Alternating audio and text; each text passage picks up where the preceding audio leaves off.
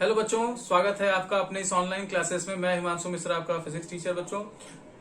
बच्चों आज हम लोग स्टार्ट करने वाले हैं चैप्टर 2, फिजिक्स का chapter 2, force and laws of motion.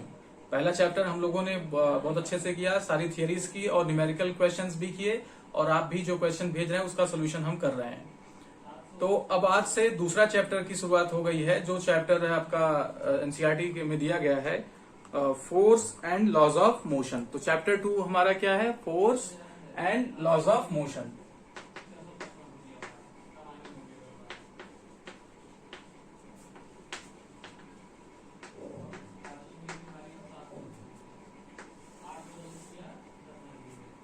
Force and laws of motion.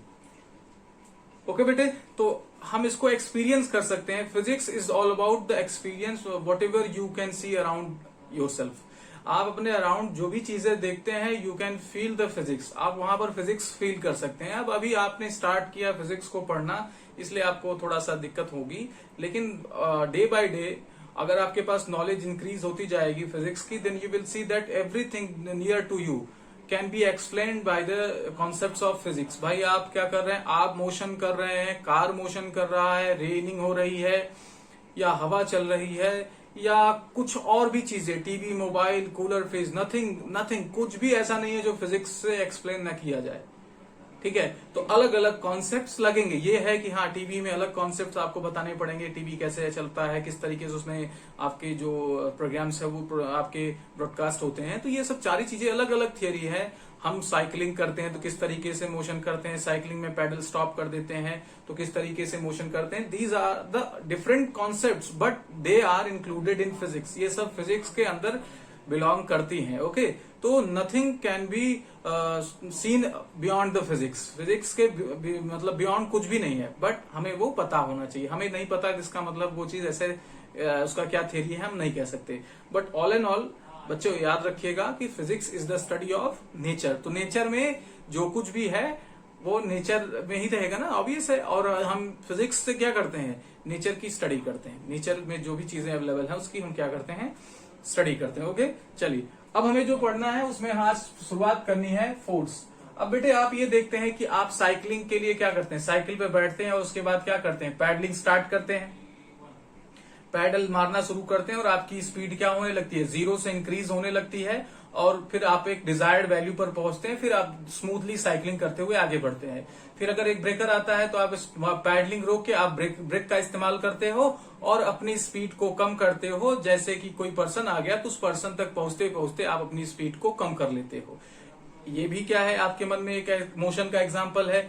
दूसरा ये कि अगर आप क्या करते हो, किसी ऑब्जेक्ट को क्या कर दो, ऊपर से ऐसे छोड़ दो तो वो नीचे की तरफ क्यों आ रही है, और आते वक्त इसकी स्पीड यानी वेलोसिटी क्यों बढ़ती जा रही है, ये बातें हैं। फिर इसी तरीके से अगर कोई ऑब्जेक्ट है उस पर क्या किया जाए, किसी ऑब्जेक्ट पर से थ्रो किया जाए, या उस ऑब्जेक्ट के ऊपर कोई बड़ा सा ऑब्जेक्ट छोड़ दिया जाए तो छोटा ऑब्जेक्ट क्या हो जाएगा? अलग अलग पार्ट में ब्रेक हो जाएगा। या आप ही क्या किए, उस पर क्या किए, कुछ आपने कुछ किया और उस आपने देखा कि वो क्या हो गया, उसका शेप एंड साइज चेंज हो गया। तो बेटे ये सब सारी चीजें एक नई फिजिकल क्वांटिटी को जन्म दे रही हैं, नई फिजिकल क्वांटिटी का कॉन्सेप्ट बता रही हैं, और वो आपका क्या है? फोर्स है। तो फोर्स बेटे क्या है? फोर्स मेरे ख्याल से आपको समझ में आया। फोर्स बेटे एक कॉज है, एक कारक है, एक कारण है, ठीक है, जिसको अगर हम क्या करें, किसी बॉडी पर अप्लाई करें तो बॉडी के या तो शेप में चेंज आ जाए। जैसा कि मैंने कहा कि आप छोटे बॉडी पर बड़े बॉडी को क्या कर दीजिए, छोड़ दीजिए, तो या तो उसका शेप बदल जाएगा, वो टूट जाएगा। तो या तो शेप एंड साइज बदल जाए। दूसरा, आप जैसे एक साइकिलिंग का जो एग्जांपल था कि आप साइकिल चला रहे थे, तो साइकिल चलाते वक्त आपने क्या किया? स्टार्ट 0 से किया और कुछ स्पीड तक गेन किया। तब भी आपने अपने पैर से फोर्स लगा के, पैडल पर फोर्स लगा के अपनी स्पीड क्या करी? बढ़ाई। तो आया तो आप पहला चीज मैंने बताया कि आप क्या करें? शेप एंड साइज चेंज करें बॉडी का। या दूसरा, आप अपने किसी बॉडी का स्टेट ऑफ रेस्ट बदल के स्टेट ऑफ मोशन में ले जाएं। और उसी एग्जाम्पल में मैंने बताया कि अगर आप कोई पर्सन या कोई ब्रेकर आता है तो आप अपनी स्पीड भी क्या करते हो? ब्रेक लगा के डिक्रीज करते हो। ब्रेक कैसे लगाते हो? हाथ के पंजों से आप ब्रेक लगाते हो, और वो ब्रेक जो है ब्रेक शू के जरिए क्या होता है? व्हील्स पर अप्लाई होता है। तो वो भी फोर्स का एग्जाम्पल है। तो फोर्स क्या है बेटे? फोर्स एक कॉज है, एक क्या है? एक काम करने वाला कॉज मतलब जैसे आपके कह सकते हैं कि बीमारी का कारण आजकल कोरोना है, तो ये कारण कारक कहते हैं, बेटर बोले तो कारक। तो कॉज क्या है? फोर्स है।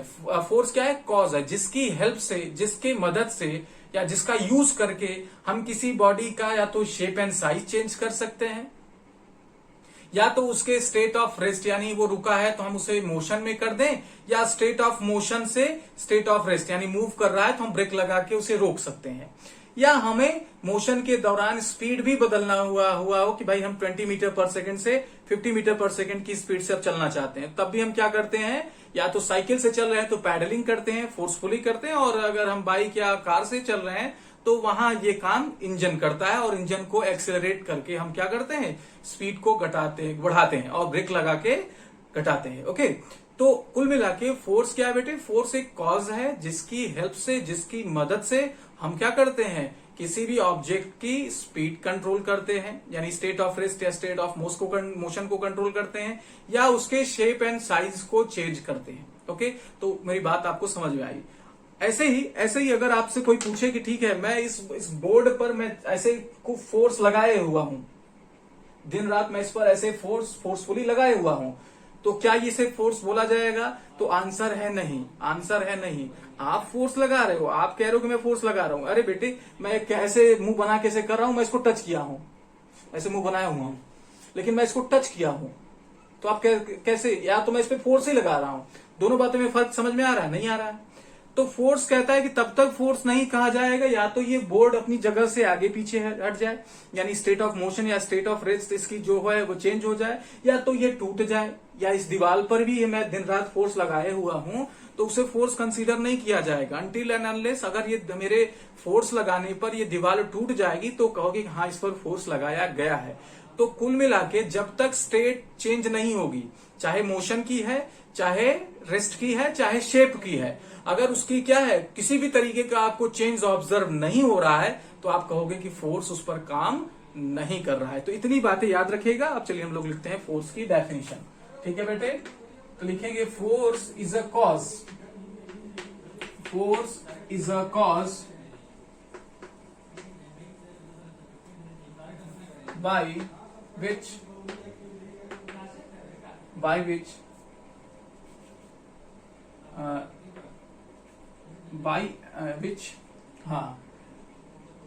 state of rest comma state of motion or shape and size of an object can be changed। क्या किया जा सकता है? इसकी हेल्प से बेटे चेंज किया जा सकता है।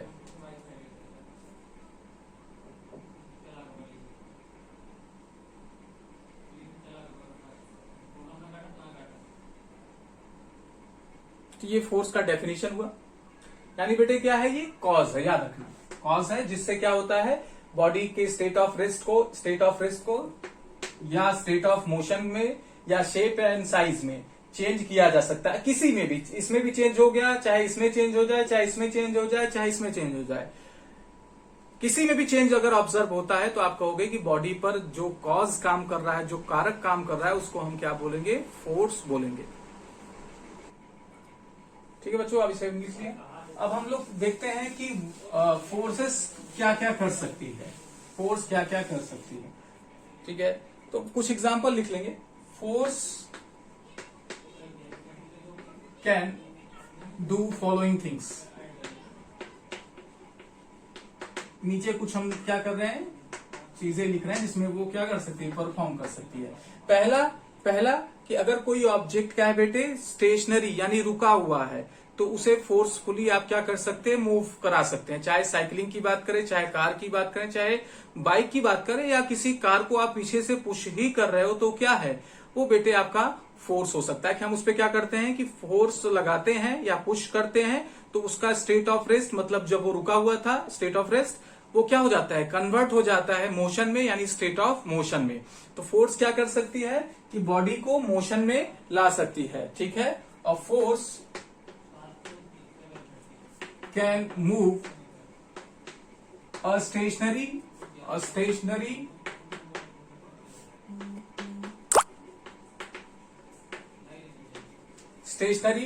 ऑब्जेक्ट। स्टेशनरी ऑब्जेक्ट को क्या करा सकती है? मूव करा सकती है। दूसरे नंबर पे कोई मूविंग ऑब्जेक्ट है, उसको क्या किया जा सकता है? ब्रेक लगा के रोका जा सकता है। तो यहां पे जो ब्रेक है वो बेटे फोर्स ही है, ठीक है।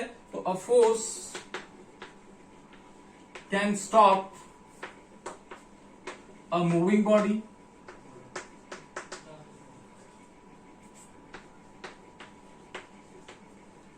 तीसरा बेटे, हम क्या कर सकते हैं? फोर्स का हेल्प लेके डायरेक्शन ऑफ मोशन चेंज कर सकते हैं। फॉर एग्जांपल जैसे बॉलर ने क्या किया, बॉलिंग किया, तो उस बॉल किधर जा रही है? सामने की तरफ जा रही है। बट बैट्समैन ने क्या किया? उसके अपोजिट डायरेक्शन में बैट से अपने हिट कर दिया बॉल। तो बॉल अभी इधर आ रही थी, फॉर एग्जांपल बॉल इधर बॉलिंग कर रहा है, मैं बैटिंग कर रहा हूं, तो बॉल अभी इधर आ रही थी, लेकिन हमने अपने बैट से उसको क्या किया? फोर्स लगाया, बैट से उस पर फोर्स लगाया और उसका डायरेक्शन क्या हो गया? चेंज हो गया। तो फोर्स से हम लोग क्या कर सकते हैं? डायरेक्शन ऑफ द मोशन को चेंज कर सकते हैं, यानी मोशन में जो डायरेक्शन पहले था उसको हम चेंज कर सकते हैं ना, कर भी सकते हैं। बिल्कुल आपको समझ में आ रहा है।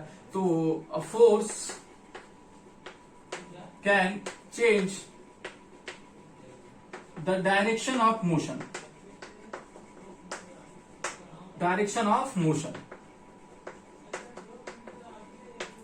तो फोर्स क्या कर सकता है? डायरेक्शन ऑफ मोशन को चेंज कर सकता है। ठीक है बेटे, चलिए आगे चलते हैं। नेक्स्ट पॉइंट, नेक्स्ट ये कि हम इसके स्पीड को फोर्स लगा के स्पीड को भी चेंज कर सकते हैं। फॉर एग्जांपल जैसे आपको साइकिल से स्कूल आ रहे थे, आपने घड़ी देखा, अरे यार 5 मिनट बचे हैं, दूरी ज्यादा है, तो आपने फोर्स लगा के क्या किया? साइकिल की स्पीड बढ़ा दी। तो आप क्या हुआ? समय से पहुंच पाए। तो इसका मतलब क्या है कि आपने फोर्स लगाया। पहले क्या किया? फोर्स लगाया, उस जिसकी वजह से आपकी स्पीड क्या हो गई? इंक्रीज हो गई। तो फोर्स क्या करता है? स्पीड को इंक्रीज कर सकता है बेटे, और डिक्रीज भी कर सकता है। कि आपको लगा कोई पर्सन या ब्रेकर या कुछ ऐसा चीज आ गया जो आपके क्या हो सकता है? रास्ते में रुकावट हो सकता है। तो आपने क्या किया? ब्रेक लगा दिया। तो आपने स्पीड को भी क्या किया? चेंज किया। तो हम क्या लिख रहे हैं? चेंज मतलब बढ़ा भी सकते हैं और घटा भी सकते हैं। ठीक है। तो a force can change speed of a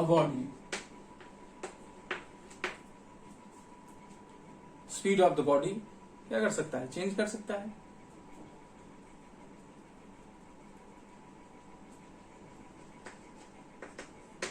चलिए नेक्स्ट पॉइंट की बात करते हैं।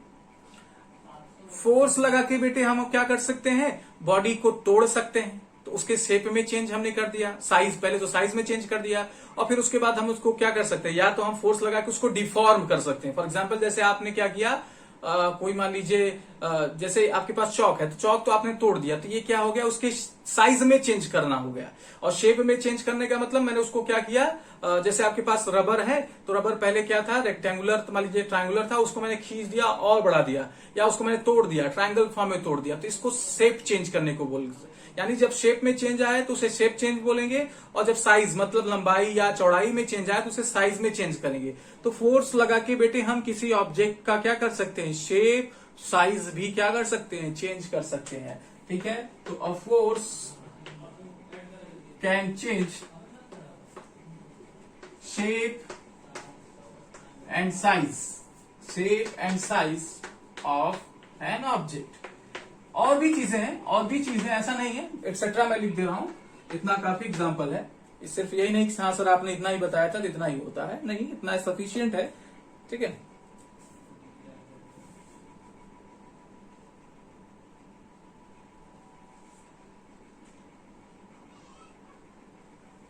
चलिए अब यहां पे बेटे आपको एक बात याद रखनी है कि अगर इनमें से कोई भी चेंज आपको देखने में नहीं मिल रहा है, यानी आपने क्या किया? किसी ऑब्जेक्ट पर फोर्स लगाया, और फोर्स लगा के क्या किया? आपने ये देखा कि ना तो उसकी स्पीड में चेंज आई, ना तो अगर वो रेस्ट पे है तो रेस्ट पे ही बना हुआ है, ना तो उसके शेप एंड साइज में चेंज आया, मतलब किसी भी तरीके का चेंज आपको नहीं दिख रहा है, ना तो उसकी स्पीड मतलब स्टेट ऑफ रेस्ट या स्टेट ऑफ मोशन, है ना, या तो उसके शेप एंड साइज में किसी भी तरीके का चेंज आपको नहीं ऑब्जर्व हो रहा, तो आप कहोगे कि फोर्स नहीं है वो। तो ठीक है, तो याद रखिएगा फोर्स तभी तक माना जाएगा या तब माना जाएगा जब किसी भी प्रकार का किसी भी टाइप का चेंज आपको ऑब्जर्व हो, हाँ कि ये चेंज दिख रहा है हमको, that is why we can say that the cause is force. ठीक है, तो आप क्या बोलेंगे, नोट करके लिखेंगे, if any change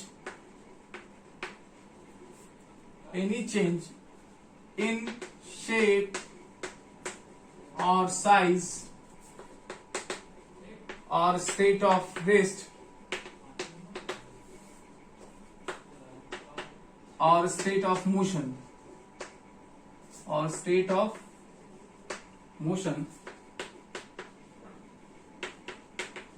is not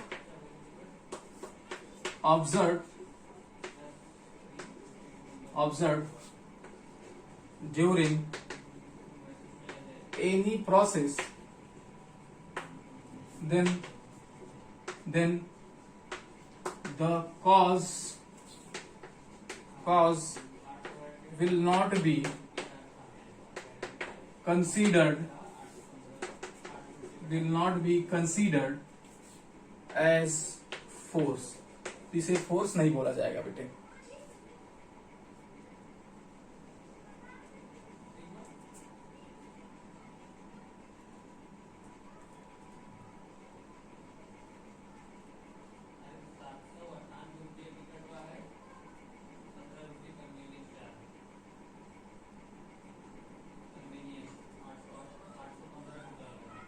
ठीक है, तो कुछ बुक्स में बेटे डेफिनेशन इस तरीके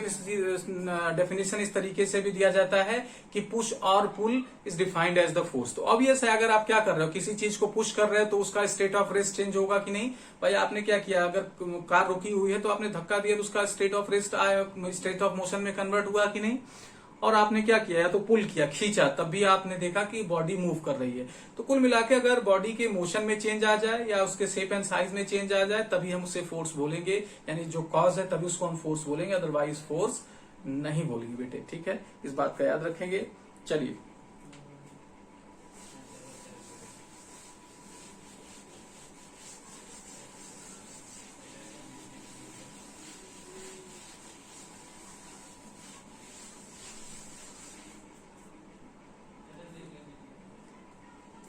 अब कुछ टाइप्स ऑफ फोर्सेस की बात करेंगे।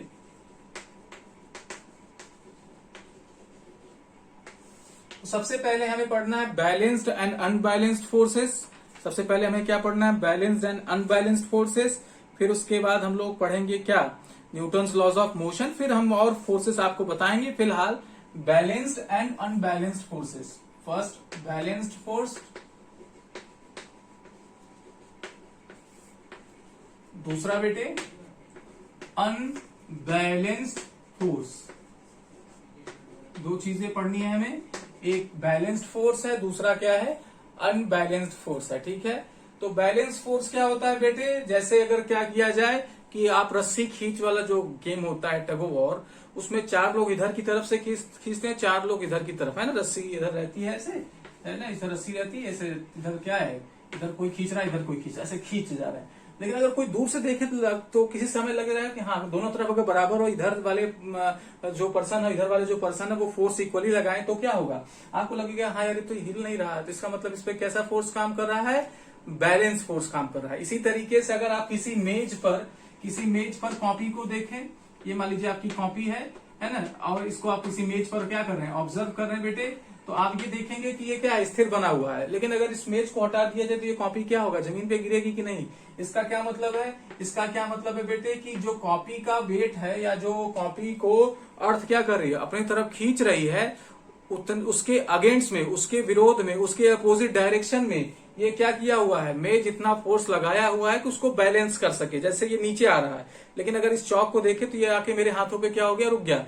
ठीक है, तो ये जितना नीचे जाने के लिए फोर्स लगा रहा है उतना ही फोर्स मैंने इसको ऊपर आने के लिए लगा दिया। तो जितना ये नीचे की तरफ लगा रहा है उतना ही मैं ऊपर की तरफ लगा रहा हूं। तो ओवरऑल इस पर फोर्स जो काम कर रहा है वो कैसा है, बैलेंस फोर्स है। ठीक है, तो बैलेंस फोर्स का एग्जांपल आपको समझ में आया कि अगर दो इक्वल एंड अपोजिट फोर्सेस किसी ऑब्जेक्ट पर, इक्वल एंड अपोजिट मतलब ऊपर और यहाँ पे नीचे, जैसे राइट लग रहा है तो लेफ्ट भी लगे, ऊपर लग रहा है तो नीचे लगे, आगे लग रहा है तो पीछे से भी फोर्स लगे, यानी इक्वल एंड अपोजिट, जितना वैल्यू ये नीचे की तरफ लगा रहा है उतना ही ऊपर की तरफ लग रहा है। तो इक्वल एंड अपोजिट फोर्स किसी ऑब्जेक्ट पर लगता है बेटे, किसी ऑब्जेक्ट पर लगता है, तब जो नेट इफेक्ट होता है वो क्या हो जाता है, जीरो हो जाता है। नेट इफेक्ट जीरो हो रहा नहीं, आपको लग रहा है कि अरे सर रखा हुआ है, बट एक्चुअल में कहानी क्या है कि नीचे जाना चाह रहा है और हमने इसको रोक रखा है।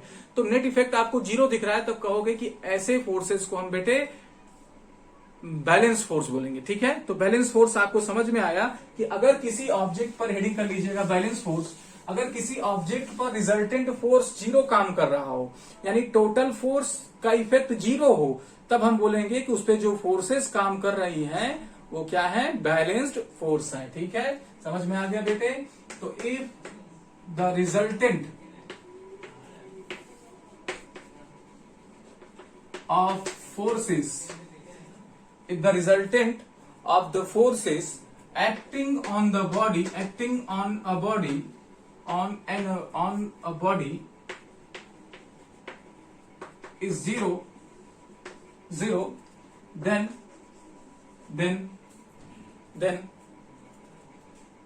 the forces are called balanced force। तो फोर्सेस को हम लोग क्या बोलेंगे, बैलेंस्ड फोर्स बोलेंगे बेटे। ठीक है, क्या बोलेंगे, बैलेंस्ड फोर्स बोलेंगे।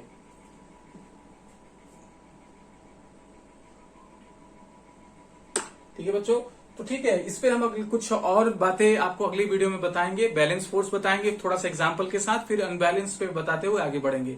तो आई होप आपको वीडियोस पसंद आ रही बच्चों। आप क्या करें, इस चैप्टर को पढ़ना हम लोगों ने स्टार्ट कर दिया, तो प्रीवियस यूनिट भी आप रिवाइज करते रहें, ऐसा नहीं भूल जाए उसको, उसके न्यूमेरिकल भी लगाएं, जो ना है वो पूछते रहिए, और साथ ही साथ इसके भी नोट्स प्रॉपरली बनाएं और अच्छे से तैयार करें। ठीक है, और उनको भी, दोस्तों को भी बताएं जो आपके साथ स्कूल में पढ़ते हैं कि प्लीज आप भी वीडियोस देखिए, क्योंकि सर अच्छा पढ़ा रहे हैं और आपको कंप्लीट नॉलेज यहाँ पर मिल रहा है, कहीं और क्यों भटकना। ओके, चलिए, थैंक यू वेरी मच।